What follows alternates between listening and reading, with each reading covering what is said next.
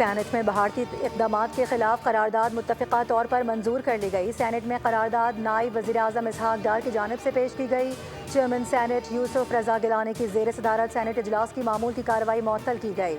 قرارداد میں کہا گیا کہ پاکستان ہر قسم کی دہشت گردی کی مذمت کرتا ہے۔ بھارتی حکومت پاکستان کے خلاف بدنیتی پر مبنی مہم چلا رہی ہے۔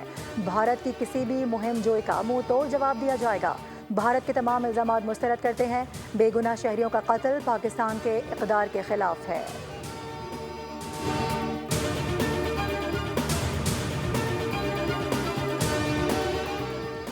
پانی 24 کروڑ پاکستانیوں کی لائف لائن ہے۔ کسی بھی جارحیت کا منہ توڑ جواب دینے کے لیے تیار ہیں۔ کسی نے میلی آنکھ سے دیکھا تو ماضی کی طرح جواب دیا جائے گا۔ بھارت وہ غلطی نہ کرے جس سے خطے کا خراب ہو۔ نائب وزیر اعظم اسحاق ڈار کا سینٹ میں اظہار خیال، کہا کہ پانی بند کرنا جنگ کے مترادف ہوگا۔ پیش گوئیاں کی جا رہی ہیں کہ مستقبل کی جنگیں پانی پر ہوا کریں گی۔ بہتر ہوگا کہ پاکستان کے خلاف مہم جوئی کی غلطی نہ دہرائی جائے۔ اگر بھارت پیچھے نہ ہٹا تو ہم دوسری طرفہ معاہدوں کو یک طرفہ طور پر ختم کرنے پر غور کریں گے۔ بھارت کی ہٹ دھرمی کے باعث سارک تنظیم غیر فعال ہے۔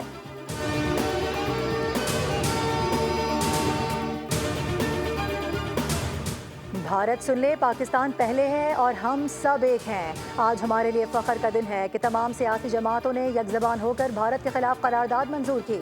سینیٹر شری رحمان کا سینٹ اجلاس میں اظہار خیال، کہا کہ پہلگام حملے کے وقت بھارت کے سیٹلائٹ اور سیکیورٹی ادارے کہاں تھے؟ مقبوضہ کشمیر میں وقف بل جیسے اقدامات کے ذریعے کشمیریوں سے جائیدادیں چھینی جا رہی ہیں، جو نسل کشی کی بدترین شکل ہے۔ مودی سرکار پہلے بھی پانی کو ہتھیار بنانے کی کوشش کر چکی ہے۔